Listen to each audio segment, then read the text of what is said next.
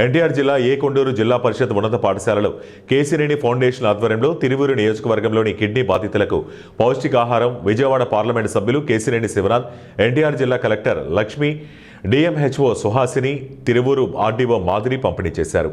విసన్నపేట నాయకులు మామిడికాయల వ్యాపారి రాయల కృష్ణయ్య, పార్లమెంటు సభ్యులు కేసినేని శివనాథ్కు మామిడికాయలు అందించారు. ఈ కార్యక్రమంలో కూటమి నాయకులు, కార్యకర్తలు పాల్గొన్నారు.